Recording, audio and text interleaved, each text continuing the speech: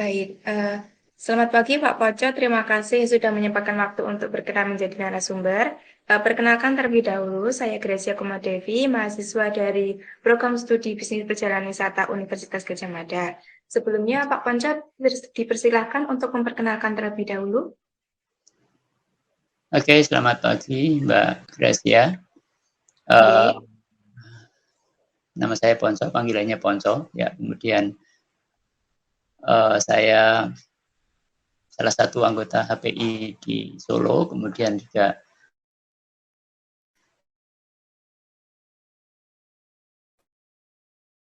di Jawa Tengah juga. Oh, Ya, betul. Kemudian ya sampai sekarang masih aktif sebagai pemandu. Demikian. oke. Kalau boleh tahu, sebagai pengurusnya di bagian apa nih, Pak? Kebetulan saya sebagai sekretaris. Oh, makan deh. Baik, di sini saya ingin bertanya-tanya seputar pemandu wisata. Yang pertama, sejak kapan ya Pak Ponco menjadi profesional guide dan bergabung dengan HPI? Saya bergabung HPI kapan saya lupa ya. Jadi dari tahun mungkin ya sekitar, karena HPI Solo sendiri sebenarnya sudah HPI lama, HPI tua. Cuma memang Sendiri. ke tahun 90 saja sebenarnya sudah ada HPI. Cuma eksistensinya belum solid kan gitu ya saat itu. Tapi sudah ada personil-personilnya ada. Kalau saya sendiri bergabung sekitar tahun 95 kali ya sekitar itu. Oh, berarti sudah sangat lama sekali ya Pak? Sekitar itulah. Jadi Oh, ngerti. cuma sebelumnya ya sebelumnya kan jadi guide lokal di salah satu objek di Istana Mangkunegaran. Ya. Lalu untuk bahasa asing sendiri yang dikuasai oleh Pak Ponco niku nopo? Lalu alasannya memilih bahasa asing itu kenapa? Iya, sekarang yang dikuasai bahasa asing bahasa Inggris ya, hanya bahasa Inggris. Kalau dahulu Jepang dan Inggris ya, karena Jepangnya kurang aktif jadi malah kurang terpakai kan gitu. Akhirnya sekarang Oke. aktif di bahasa Inggris. Nah, kemudian Kalau untuk kenapa alasan memilih, alasan memilih bahasa asing itu karena dari dulu kepengen menjadi guide, oh, ngerti. memandu asing dengan ketemu orang asing kan gitu. Ngerti. Kalau ya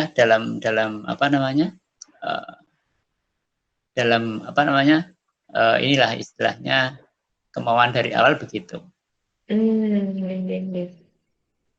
Tapi kemauan dari awal bahasa Inggris, nopo bahasa Jepang dulu? Awalnya dari bahasa Inggris dulu. Oh, Bahasa ngerti. Karena bahasa Inggris sudah familiar dari kecil, dari sekolah SMP udah diajarkan zaman dahulu sih ya, Ngerti. diajarkan kenal dan kemudian udah lebih dahulu, ibaratnya lebih dahulu bisa kan gitu ya. Kemudian Jepang. Setelah Jepang dua-duanya bisa, tapi ternyata Jepangnya kurang aktif gitu ya. Jadi ya fokus ke bahasa. Lalu menurut Pak Ponco sendiri, tamu dari negara mana yang menurut Pak Ponco perlu pendekatan khusus dalam pemanduan yang Pak Ponco lakukan gitu? Kalau pendekatan khusus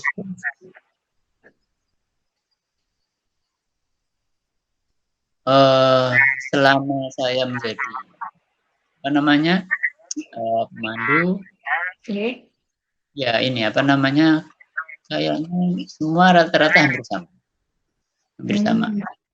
Selama saya ini hampir sama, karena memang ada orang yang ya kan karakter personal kan macam-macam ya, ada yang agak susah, ada yang mudah, kemudian ada yang cukupan kan gitu ya. Selama beberapa saya tangani, ya semuanya harus dilayani dengan baik. Gitu. Mas baik, kalau dilayani dengan baik, mereka nggak apa ya, mempersulit atau apa istilahnya.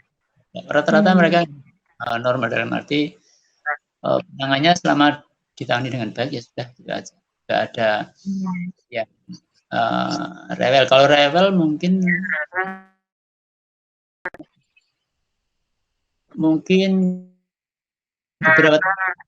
beberapa teman saya kalau bilangnya dari beberapa negara di Eropa sana ya, khususnya Prancis kali ya. Prancis kan ini. Itu biasanya kenapa Pak? Iya, karena sebenarnya orang Prancis itu kalau beberapa teman saya itu bilang sebenarnya mereka bisa bahasa Inggris walaupun kurang lancar. Tapi ini apa namanya? Kepinginnya dipandu dengan pemandu bahasa Prancis. Oh, ngoten. Pemandu yang bukan bahasa Prancis, mereka agak susah kan gitu. Katanya begitu. Tapi selama ini saya dengan orang Prancis juga baik-baik saja gitu. Dengan orang Prancis tapi pakai bahasa Inggris saya. Dari Prancis, dari Belgia, dari Belanda, dari Australia, dari Jerman, semua baik saja. Jadi saya belum pernah apa ya macam keluhan ibaratnya keluhan saya gitu loh, belum ada. Oh, okay. Lalu berdasarkan pengalaman Pak Ponco sendiri, apa yang paling penting untuk dikonfirmasi saat pertama kali Pak Ponco dihubungi oleh Biro Perjalanan yang ingin menggunakan jasa Pak Ponco?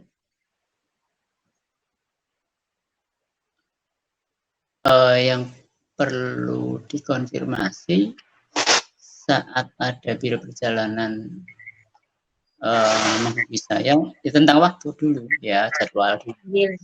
Kan kedatangan tamu itu kapan, terus pakai apa kan itu harus konfirmasi dahulu. Karena itu kan kita tidak, kan saya freelance ya, jadi tidak hanya satu dalam sebuah biro perjalanan. Jadi banyak biro atau agent yang meng-hire kita kan gitu. Jadi apa namanya? Ya khawatirnya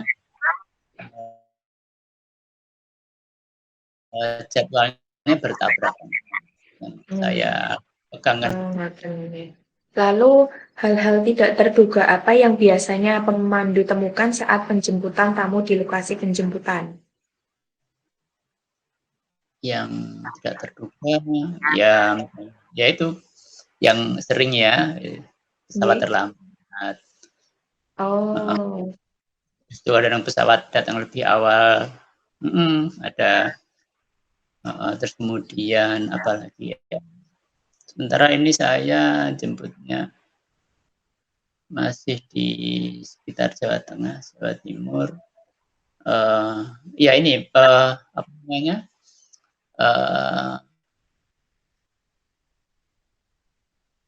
Perbedaan kit ya itu harus di apa namanya? Internasional itu yang perlu diwaspadai karena memang kan kadang-kadang pesawatnya turun di domestik padahal orang asing. Ya, padahal itu yang perlu yang kadang-kadang tidak terduga itu. Jadi masalah apa namanya arrival time, dan ya, apa namanya tak terduga. Bisa lebih awal, bisa terlambat. Tapi kebanyakan terlambat sih. Kalau lebih awal bisa, saya pernah ketemu jadi menjemput tamu datangnya lebih awal daripada yang terjadwalkan. Jadi kebetulan saya datang awal, jadi apa namanya tamu tidak menunggu. Datangnya terlalu pas dengan jadwal kedatangan pesawat. Itu betul ya. Cuma khawatirnya kalau datang lebih cepat pesawatnya itu nanti tamu jangan tunggu kan gitu. Terus kita nggak rasanya nggak enak ya gitu. Oke. Lalu apa yang harus diantisipasi oleh pemandu saat pemandu wisatawan di destinasi? Antisipasi saat di destinasi. Oke. Ya,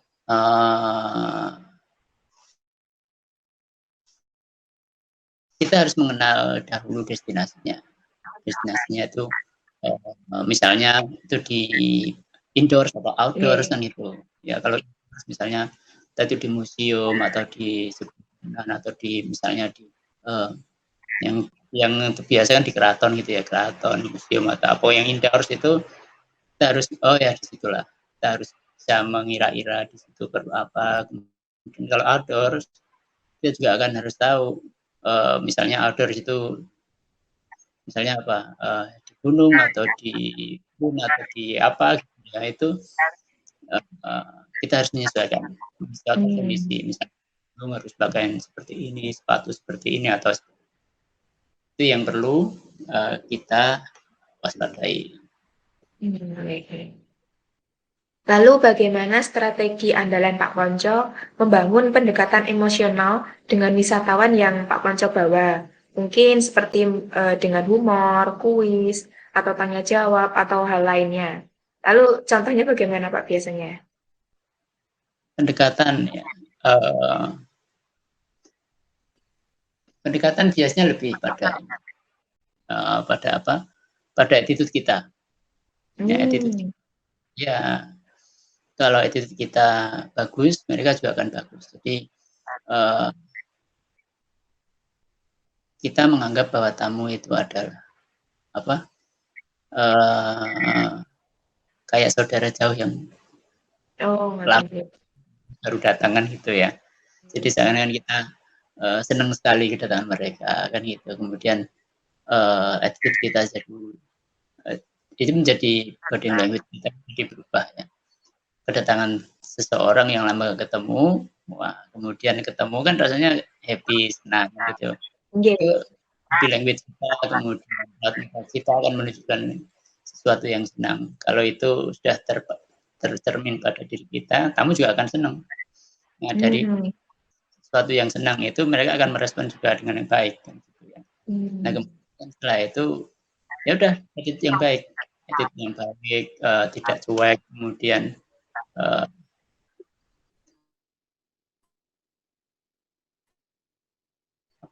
care banget dengan tamu, itu mereka akan senang. Ya, begini misalnya orang Belgia atau orang Prancis kan bahasa Inggrisnya sedikit. Mereka akan bahasa menjadi tidak merupakan sebuah masalah. Bahasa Inggris, kemudian orang Belgia kadang bahasa Flemish ya, bahasa Flemish itu kayak Belanda. Ada yang bahasa Prancis kan gitu ya. Nah itu sebagian malah bahasa Jerman mungkin gitu ya. Nah itu mereka ketemu dengan bahasa Inggris tapi nggak masalah. Masyarakat welcome banget, attitude-nya bagus, kemudian gitu ya. Kemudian sangat perhatian dalam arti care pada tamu seperti ini, seperti itu mereka malah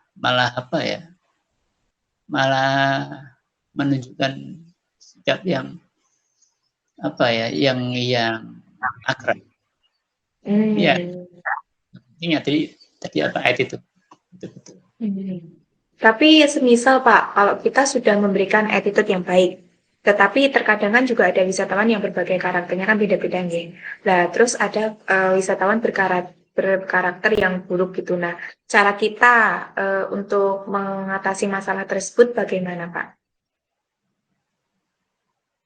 Ya, memang karakter seseorang pasti berbeda-beda ya. Beda-beda.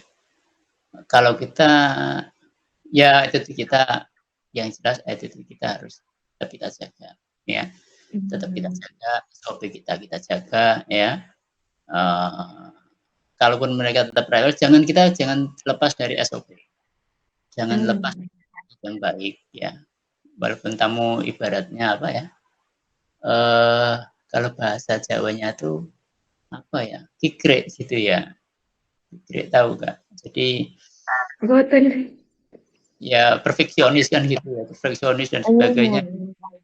Perfeksionis ini kurang itu, kurang ini, kurang itu kan misalnya mobilnya kurang bersih sedikit ngomel kan gitu ya misalnya gitu. Itu nggak apa-apa.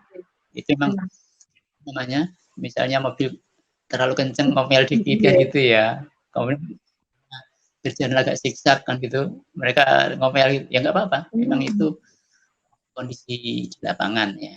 Jadi, sering saya bawa tamu mengejar waktu gitu, kemudian kita jalan agak lagi kamu juga uh, ya sedikit mengeluh. Saya ini sih jadi dia takut. Ya, di negara mereka sangat teratur. Traffic itu nggak jauh berbeda dengan di Indonesia. Jalannya itu kan jalan sudah sempit dua arah, liver kan gitu ya. Biasa dengan itu. Jadi mereka namanya kayak istilahnya banyak mereka yang ini, yang apa ya? Iya ekstrimnya tuh dia bilang dia shock dengan traffic di Indonesia. Padat. Padat dua arah, speedster, motor, becak dan sebagainya semua ada. Kita sesuatu ini apa ini? Jadi di balik itu kita harus mampu menyampaikan apa namanya kan kondisi dan menyampaikan bahwa meyakinkan bahwa perjalanan kita aman karena driver ya kita semua sudah terbiasa dengan kondisi ini jadi masalah kita sudah terbiasa driver sudah puluhan tahun jadi khawatir mereka juga enggak akhirnya hari pertama kedua ketiga akhirnya akan terbiasa karena kan kita jalan kadang-kadang 10 hari 9 hari 11 hari bersama hari pertama kedua mereka mungkin masih sok ya kan? Tapi harus hari keempat itu mereka sudah terbiasa. Jadi itu attitude kita tidak boleh apa ya kemudian SOP juga harus tetap dipegang gitu. Lalu bagaimana Pak Ponco mengetahui wisatawan yang Pak Ponco bawa cukup puas dengan pelayanan Pak Ponco selama memandu?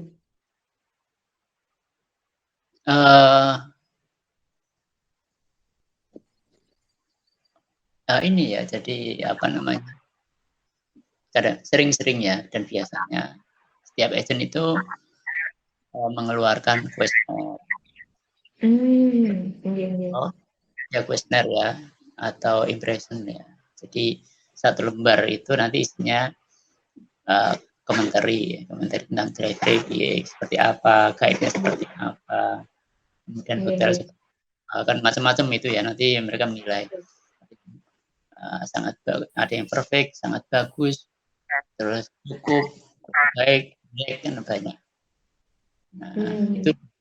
itu nanti ya baru dilihat nanti yang dicentang yang mana yang sangat bagus atau excellent atau yang baik cukup atau yang buruk kan gitu itu namanya parameternya itu salah satu itu yang kedua apa namanya sering-sering masih kontak dengan kita sekarang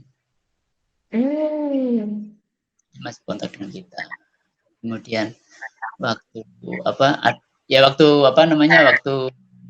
say goodbye waktu hari terakhir itu ada yang nangis ada yang itu ya bukan menjadi teman ya Pak ya malah menjadi teman jadi ada yang nangis ada yang apa ya sambil apa ya memeluk nangis pojok gimana ya gitu. Banyak yang begitu, nah ada yang ya gitulah macam-macam. Hmm. Ini masih say hi masukannya. Lalu pertanyaan terakhir nih Pak, kesan Pak Ponco menjadi pemandu selama ini itu bagaimana? Kesan menjadi seorang pemandu itu bagi saya sendiri sangat menyenangkan. Sangat menyenangkan. Asing ya. Kalau domestik sangat berbeda karakter. Oh, Sangat berbedanya berbeda. bagaimana Pak?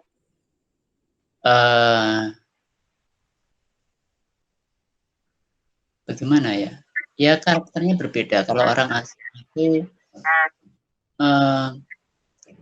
lebih pada contohnya salah satu yang terlihat adalah objek yang dilihat. Kalau asing itu dia akan lebih tertarik pada hal-hal yang unik buat mereka, tapi sangat biasa dengan yang kita anggap biasa.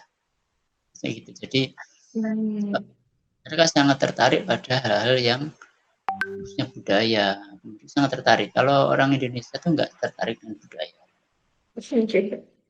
Di culture di sini mereka sangat tertarik. Culture itu sangat tertarik. Kebiasaan hidup, the way of life, mereka sangat tertarik. Dan mereka sangat apa ya, apa istilahnya, sangat menghargai bila mana ketemu orang yang menghargai budayanya. Mereka sangat senang. Nah, di sini di Jawa gitu ya, khususnya di Jawa. Di Jawa mereka ketemu orang yang mengerti Jawa. Ya, mereka senang. Orang ini konservatif terhadap budayanya. Mereka sangat menjunjung tinggi dan mereka justru yang mencari seperti itu. Mencari seperti itu karena di negara mereka nggak ada. Yang mereka untuk mencari sesuatu yang asli di situ. Misalnya contohnya Mbak Gracia. Mbak Gracia itu adalah saya ingin jalan-jalan ke Kalimantan gitu ya. Ya Mbak, ya kan ketemu orang Dayak kan itu. Nah, orang Dayak nanti entah dipakai seperti ini, cara bicara seperti itu, adat budayanya seperti itu, gitu kan mesti pengen mengetahui way of life orang Dayak seperti itu kan gitu. Nah begitu sampai sana ternyata Mbak ketemu orang yang menyambut atau orang pakai baju batik. Nah, itu ketemu kayak orang Jawa biasa, kemudian ketemu rumah-rumah ya rumah kayak orang Jawa, bukan rumah adat. Nah itu kemudian yang disampaikan juga sesuatu yang bukan spesifik tentang budaya orang Dayak, di luar jauh dari harapan. Nah kecuali kalau yang terima kita orang Dayak, kemudian tahu dengan entah itu simbol-simbol Dayak, misalnya pakaiannya ada unsur Dayaknya, dibawa ke rumah-rumah adat, kemudian terus cara hidupnya seperti itu. Terus kemudian entah itu makanan tradisi seperti apa, kan gitu. Itu kan yang selama ini dicari wisatawan seperti itu, asingnya wisatawan asing. Ya sebenarnya memang seperti itu. Tidak hanya kita datang ke Padang kan kota, sudah menjadi kota. Tapi ke sana cuma melihat bangunan mall, kemudian kayak misalnya kayak atraksi buatan, entah itu waterboom atau ecopark,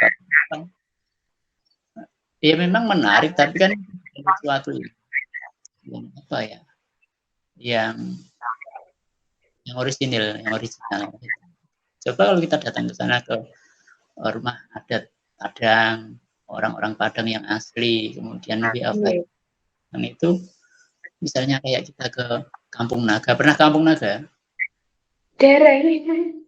Kalau ke sana kan bayangan kita rumahnya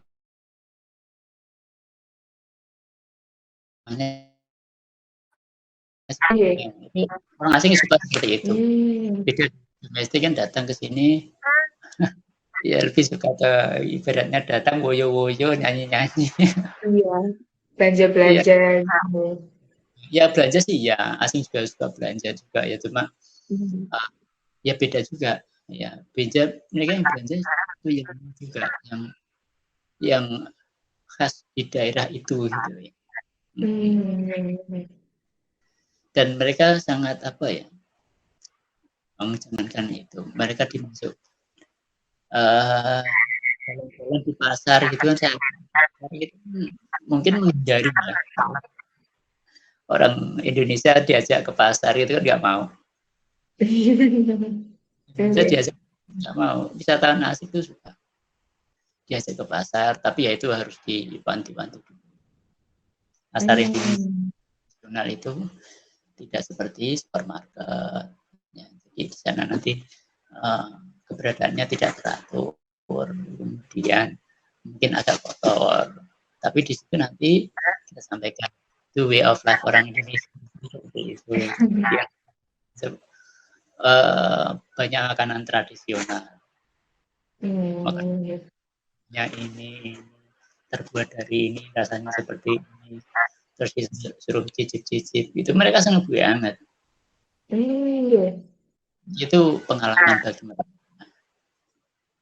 Pengalaman. Jadi mereka kalau diajak ke apa sebuah berispat pengalaman coba masuk ke pasar, kemudian walaupun pasar itu memang kayak apa ya nggak beraturan gitu ya nggak seperti mall gitu ya acak-acakan tapi selama kita masih bisa menyampaikan kondisinya mereka kan baik-baik saja sering yang saya bawa ke masuk ke pasar terus mereka suka terus saya belikan makanan tradisional mereka senang banget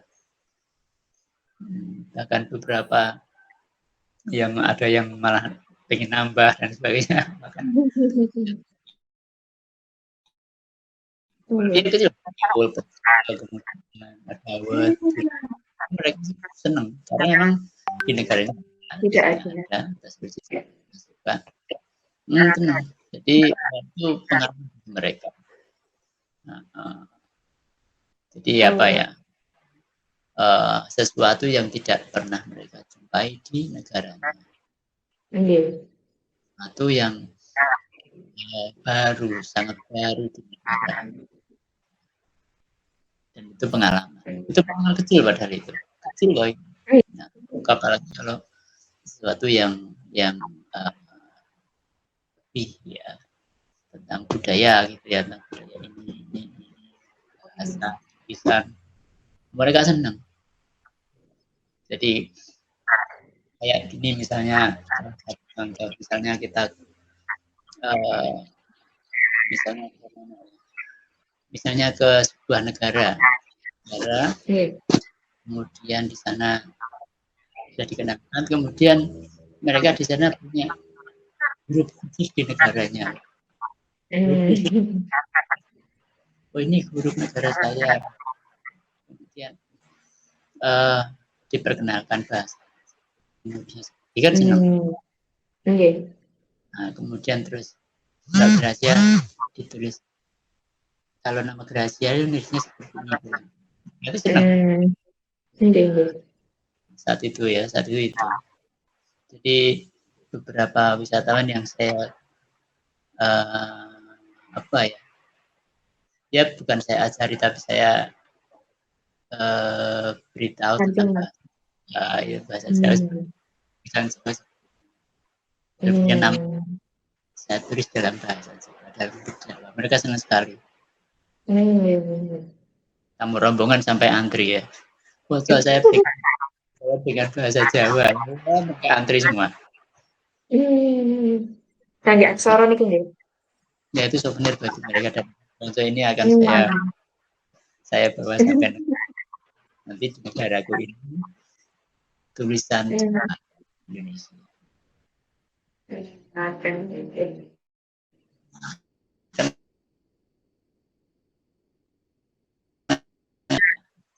Jadi pengalaman yang penting.